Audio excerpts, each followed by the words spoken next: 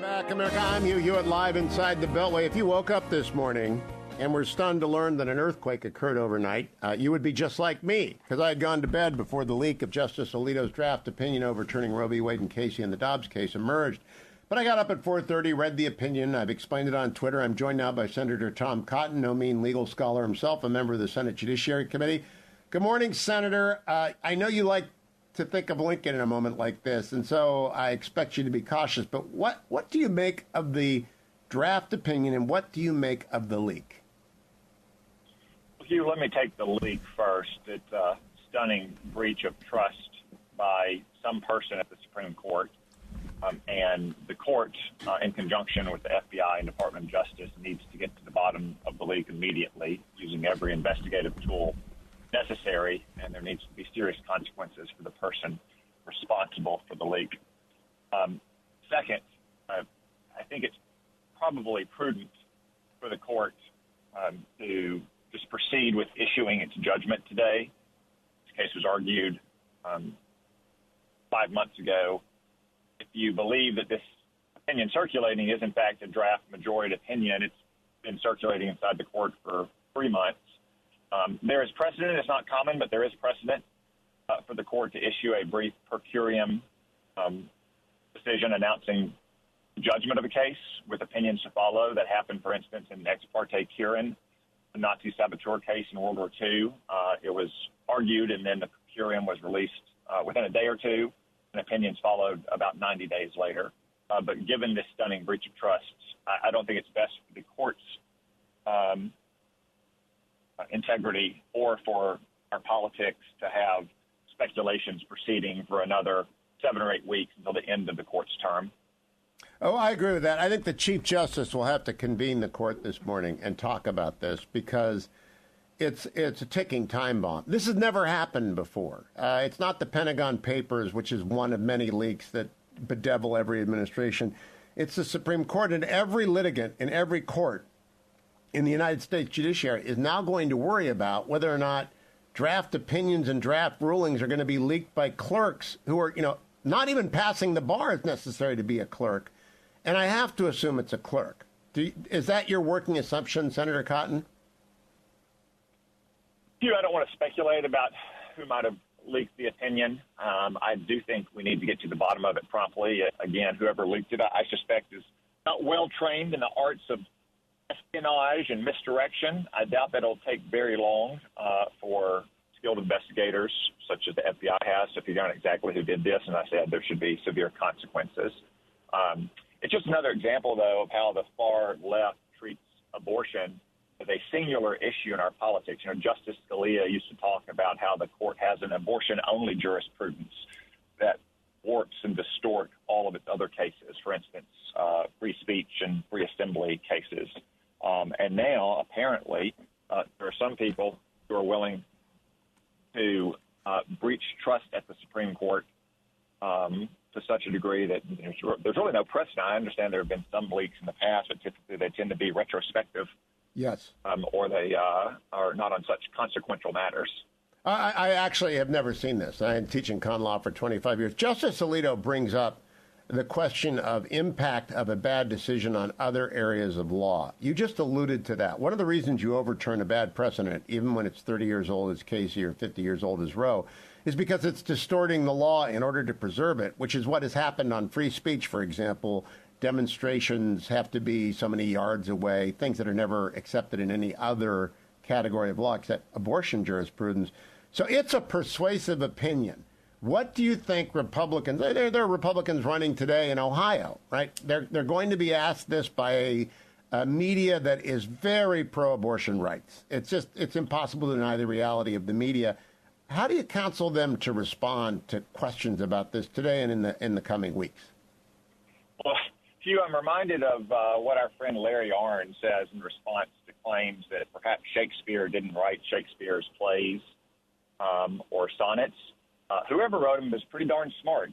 And while I don't want to speculate about the reasons for this leak or where the court is in its deliberations or where this draft opinion is, whoever wrote it is pretty darn smart, and they understand our Constitution, and they understand point I've always made is that Roe is an anomaly in the court's jurisprudence. It was a right invented out of thin air, contrary to hundreds of years of Anglo-American legal practice. It also, as the opinion suggests, has had a very distorting effect on our politics. Many states were moving in the direction of liberalizing their abortion laws in 1973 when the Supreme Court short-circuited that process of democratic deliberations and compromise. And, of course, if the court does, in fact, overturn Roe and Casey, contrary to some of the hysterical claims of my liberal colleagues in the Senate, will not all of a sudden impose a far-right vision on the country, as one Democratic senator said. It would simply allow state legislatures, elected representatives of their people, to make their decisions on this question as they do on so many other questions. I suspect California will have a fairly liberal abortion regime. States like mine will be more protective of unborn life. States like yours in Virginia will probably fall somewhere in the middle. That will be the outcome of healthy democratic deliberation and debate among the people's representatives and 9 unelected judges in Washington. Let me raise a very obscure point, but one which you've alluded to. If the Chief Justice requests the FBI, I can't imagine them doing this because we got separate branches here. The FBI would ordinarily investigate a leak on this magnitude, but the Chief Justice and his colleagues may decide, no, we'll leave it to the marshals, because it's not automatically within the purview of the FBI to investigate this. Do you agree with me on that? No, I don't think it's automatically, Hugh. I'm not sure the marshals are equipped to conduct that kind of investigation or will be directly responsive to the Chief Justice. I'll leave it to his hands and the hands of the court as a whole to decide how they proceed in that investigation. But the investigation must occur, and the person who leaked this draft must be held accountable. Now, I agree with all that. I want to go to what Byron York and I disagreed on. Byron used the analogy of an earthquake. It's a double earthquake. The first earthquake is the draft decision. The second is the leak. And like the earthquakes I've gone through before in California for many, many years, they matter a lot in the moment. You fear for your life, and you overreact often, and you buy the earthquake preparation kit, and then it's gone in a month. You're not thinking about it. What do you think the impact on politics in the United States is if the draft opinion becomes the court's opinion?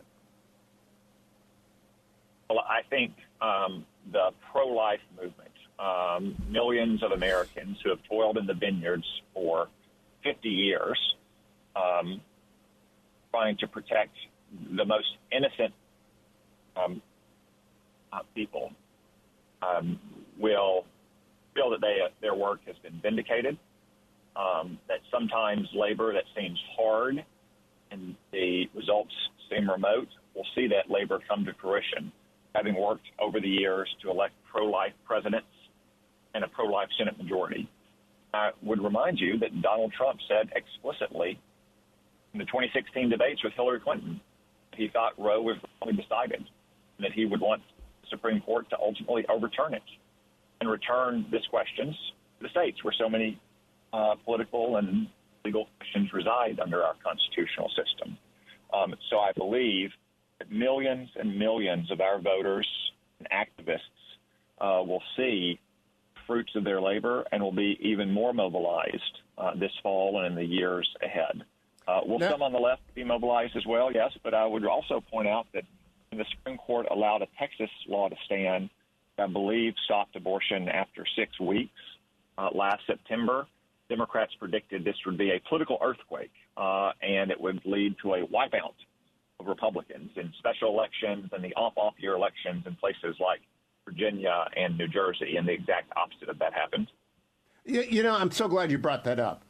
Proclamations of political doom are always overstated, always premature, and they always revert to the mean. And the mean is that many activists on both sides of this issue will be energized, but inflation remains the constant in everybody's life. And the ability to provide for your family, the real one, not the theoretical one, the real family, is uppermost in people's mind. I'm just curious if you think there's going to be a withering away of the issue, which is what I think is going to happen. I think the states are going to go about their business, and activists will activate and work in the states, but that it will actually yield calm, not more storms.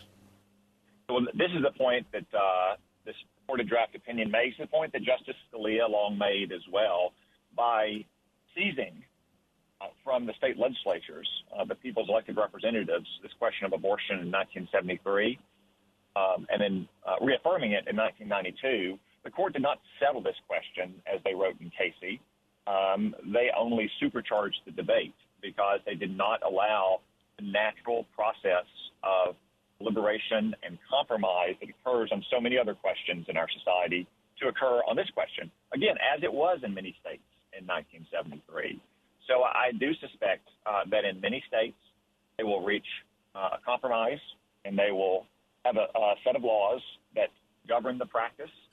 And although there will always be some on either side that try to revisit those, it is usually the case the people's elected representatives deliberate and reach compromise that satisfactory to the maximum number of people. And if not, then obviously through the democratic process of electing new governors and new state legislators, the process will continue.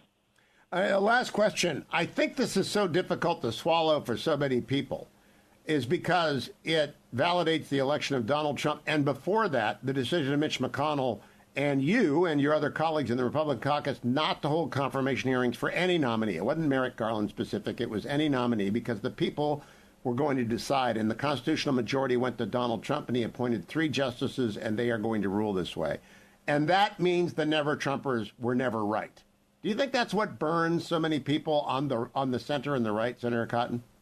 Well, I wouldn't try to get inside their head, Hugh. I would just say that it just as you've seen in the last 12 hours, but you've seen it for years now, a concerted effort by liberals in America to try to stigmatize and delegitimize the court, with Chuck Schumer going to the steps of the Supreme Court and yelling at the justices, prompting the Chief Justice to issue a rebuke in public. Efforts to pack the court, which were renewed last night. People rushing to the Supreme Court last night to protest this as well. I worry that the justices, at least the 5 justices who are reported to be in the majority, should now need round-the-clock security details, at least until a judgment is issued. This is all part and parcel of the left's effort to intimidate and delegitimize the Supreme Court. It's one of the most dangerous trends in American politics. You are so right on that note. That's a very sober note. I conclude. Thank you, Senator Cotton. That was a very important point to make.